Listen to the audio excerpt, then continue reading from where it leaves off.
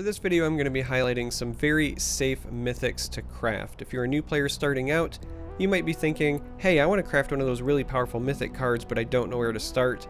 I'm going to show you one mythic for each color that I think is a safe craft because they're the kind that you can put in a number of decks so you get a lot of mileage out of it. Now with that being said, if you're a new player and you have found a deck that you really like, maybe it was one of the featured decks, maybe you found something online, let's just say you want to play Reanimator, and you know that's the deck you want to craft, then by all means don't listen to me, craft what you want for your deck.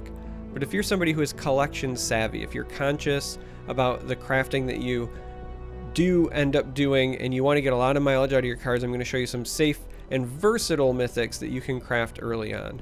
Now, I will also say, as another caveat, I'm not necessarily a big fan of crafting mythics right away. I think that crafting multiple rares gives you a lot more mileage. Crafting 2 rares is a lot less essence, and it is more deck slots that you're taking up, right? You're going to create 2 cards that are going to be of a very high impact, but not for the same essence investment. But if you just really want to craft one of those really powerful mythic cards, then this is going to be for you. So we're going to go ahead and start by sorting by mythic, and as I said, we're going to go through each of the colors. So I'm going to go ahead and select blue here, and these are the ones that I currently own. And I'm not going to be highlighting any of the ones that are dual colored because those are very niche, right? They're going to be limiting in the decks that you can play them in. But we want to see both ones that I own and that I don't own, so we're going to go ahead and do this. Now, that being said, the very first one out of the gate is one that I do own, and I want to highlight it. The safe blue craft, in my opinion, the safest, is Magnus Thorson. So Magnus here, we're going to go ahead and bring him up on the screen. This is safe because you can play this in aggressive decks. You can play this in control decks. You can play this in mid-range decks. It just does a little bit of everything that you want in just about any deck. You get a quality body, you deal 2 damage to all enemy minions. That can help you get things out of the way so you can push damage through if you're an aggressive deck. If you're a control deck, you can see the obvious application that dealing 2 damage to the entire enemy board would have. This is a deck that I play in Valkyries. It's a deck that I play in my blue control lists. Excuse me, I think card. I think I might have just said this. It's a deck that I play in my deck, but it's a card that I play in my decks. Anyway, this is a safe craft. Now there are a couple of honorable mentions in blue, but Magnus is going to be, in my opinion, just the biggest bang for your buck. The next honorable mention is probably Kara Morning Wives. Now, this is the kind of card that you're likely going to include if you're running Valkyries because it's a fantastic Valkyrie. But this is one of those just like good stuff mythic cards. It is a ball of stats, a 5/4 that gets bigger every time your opponent creates a minion. It means that this is a must answer card, and so it's a pretty safe investment as well. I just don't think that it's as versatile as Magnus, because this is something a little bit better in my opinion in aggressive or mid-range lists. You can certainly play it in control and use it to just body trade into things, but it's not going to be the same value that Magnus provides. The other honorable mention in blue, Bragi is also just kind of universally good. 3/5 for 4 is a decent enough stat line. Warded is great. Draw a card and shuffle a card into your deck gives you card choice, right? It's not necessarily card advantage, but you get to dig a little bit deeper, maybe find the answer you need. Giving something frenzy is a pretty big deal. Even if you don't run enchantments and you never activate this 4 anyway, the top part of this is fine. If this bottom thing just wasn't even on Bragi, he would still be amazing. So you don't feel like when you look at him that you need an enchantment based deck. So he's another one, but my winner in blue for the safest craft and being the most versatile is Magnus. And so we're going to move on to yellow. Yellow here. Yellow is not one that I own yet, but for me, the safe investment, the one that I think is probably the yellow card that you would include in the most yellow decks, is Zolia the Unclean. This card gives you, again, a little bit of everything, which is what you're looking for when you're trying to identify a versatile, safe craft. The 1/5 stat line isn't great, but it has Lurker, and the 5 health means it's likely going to stay alive, and you can use it and kind of hide it behind some of your other minions. The +1 to give another minion Blight means that this can set up some value trades. It can help you deal with warded creatures, even potentially help you deal with immortal creatures. It also can just deal with things with 1 health, because when you pass the turn, if they have the Blight 1, they're just going to die. So it's a really good control tool. It also gives you some very good aggressive options. The 2 here, right? So if you play this, you give something Blight and it survives a turn. Using 2 energy gives a minion +3/+0, and that is not until in a turn. That is a permanent +3/+0. So Xyleia, if she sticks on the board, can start representing an awful lot of damage. So she's great in that regard as well. So even in like mid-range decks or aggressive decks, she's fine to include, because you can use the Blight to help kind of clean up the board to push your damage through, and then provide some burst as well. And then if you somehow, some way survived where she has 6 energy, then you deserve an amazing brand, and this brand is amazing. It would likely just win you the game. So Xyleia is my winner for the safest craft. Now there are some other just kind of like universally good options, and that's a pun intended, because honorable mentions would be Universal Hulken.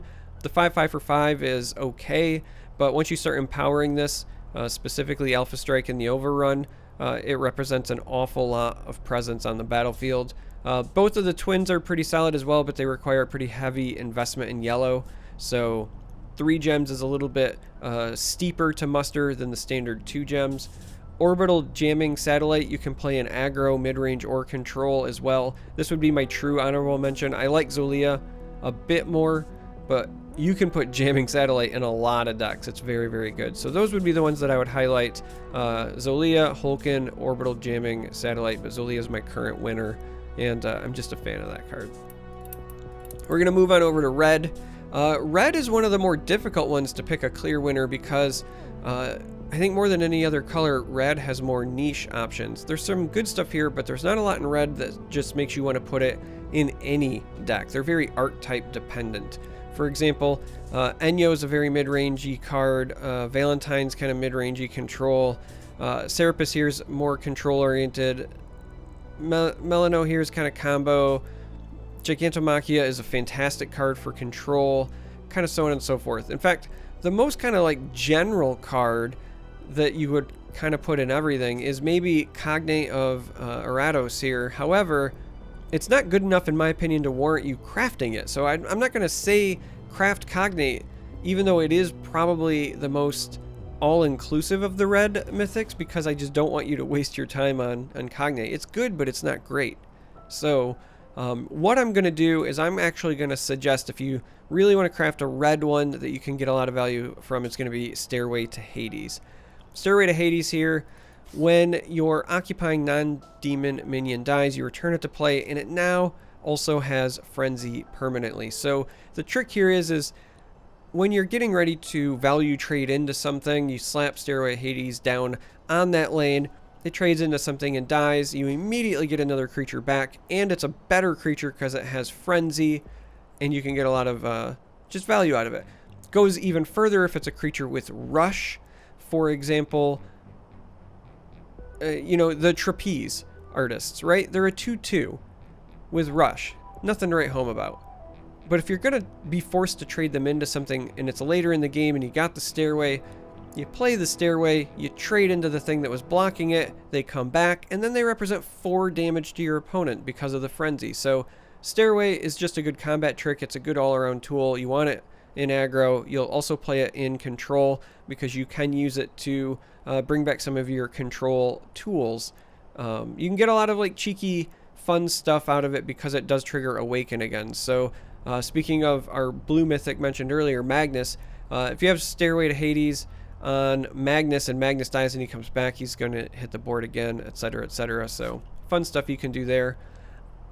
Honorable mentions, Cerberus here is pretty okay, but he's also a liability. The 3 attack here means he can still be hit by things like Led Astray. His effect is very powerful, but this 3 red gems also makes him a liability, so I have a hard time recommending him.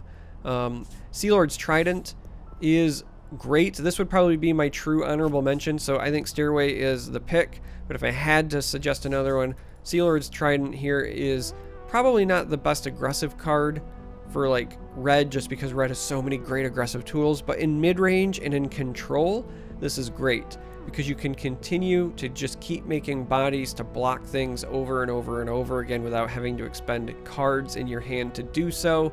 And a 4/2 body means that this 4 attack trades very well. So Trident's a great card as well, but for red, Stairway to Hades is my choice, my winner. And so we're going to move on to green.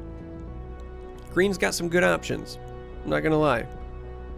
But for the most versatile option that you can just kind of put into any deck, because green also has a lot of great deck archetype options or specific options. The most versatile, safe craft one, if I had to pick one, I'm going to go with the Hydra.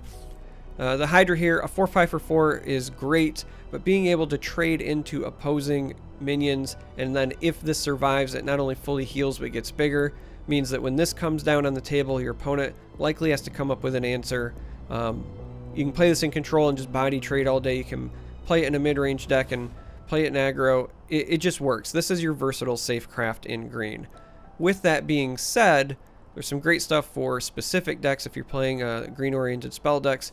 Bella is great. Sablewing is great. An honorable mention, just kind of all around good stuff green option, is the Deathless here, just because a 4/4 for 5 is okay, but with the Deadly and with all of these activations, he ends up becoming really annoying for your opponents to deal with. But again, my winner in green ends up being the Hydra here. It's just good in every archetype, and it's a must-answer option when it comes down. And so now we're going to move on to orange. Orange actually has a couple of good, just general options. But the one that wins out for me as the safe one, or the one that you'll put probably in the most decks, is Solomon's Gale. Solomon's Gale, 5 for 4/6 body is entirely reasonable. Has overrun, which is also beneficial. But it gets bigger after it attacks. Does not have to attack and kill a minion. Doesn't have to hit an opponent. Just anytime it attacks, it's going to become more powerful. And if it does hit an opponent, you get Alpha Strike. And Alpha Strike is very powerful in Mythgard. So if you slap this down and you manage to give it Alpha Strike, it becomes a real threat for your opponent, basically kind of sucking up 3 lanes until they deal with it. It's a very powerful card. The Alpha Strike is why this wins out in my mind. But as I said, orange has a lot of other good, just kind of general options. So Scion of Pride is the kind of card that will be thrown in a lot of orange decks. 4/4 for 4 is okay, but the Awaken here is very, very useful. You can use it to make your smaller minions become bigger by becoming the 4/4. You can use it to make your opponent's big creatures potentially smaller by turning them into a 4/4. If they play something like Sapo, you can make it smaller.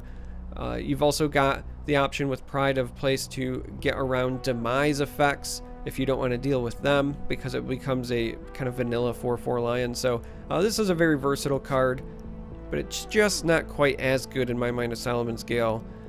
There's also some other ones that are entirely fine and reasonable, but as far as mythics that you can just put in a number of decks, those two are the ones that stand out, and Solomon's Gale is my winner.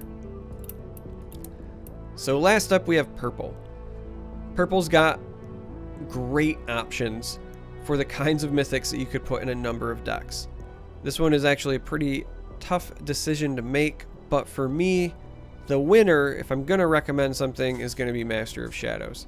The reason that I'm going to recommend this is because, again, this is the kind of card that you could see going into a number of archetypes. The 2 attack is a little lackluster in aggressive decks. However, the Deadly is very, very reasonable because it allows you to get through big creatures and let your other things attack.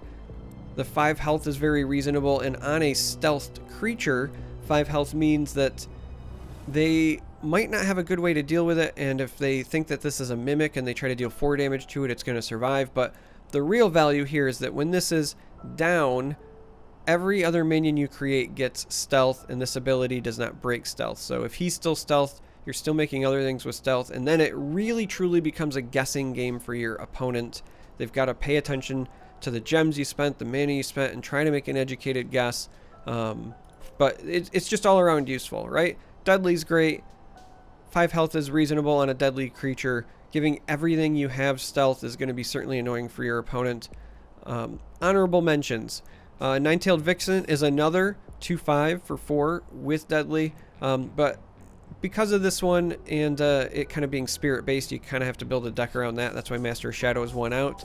My true honorable mention, however, would be Rogue Vocaloid. This card is also very versatile, and even in an aggressive deck you can find some value. So the Blast 3 means it can help certainly kind of like clear a path for your other creatures to force damage through. Again, 5 health is a very resilient health total. It's a good stat line so that it can survive a lot of things. Being able to lock a minion in the opposing lane to 0 strength means it's likely to survive. The only real downside to Rogue Vocaloid is this one attack, and it does not have deadly, but Blast 3, very reasonable. And again, this is only a 3 cost, so in my mind, this is reasonable, but Master of Shadows wins out because it's just, again, going to have the most applications. Now, there's a lot of very, deck-specific cards. Again, if you're a big fan of Reanimator, then you want some of these big boys that exist in purple. Purple's a pretty popular option for Reanimator decks because there are also some natural ramp cards that exist in purple, but I was going for general, right? Again, if you want to craft something and use it in a lot of decks, get that mileage, I think Master of Shadows is your safe craft in purple. And that's it for your colors. That's it for the video. So hopefully this gives you some ideas, helps you out if you were struggling. If you made it this far, I appreciate you watching. Thanks, and I hope to see you in future videos.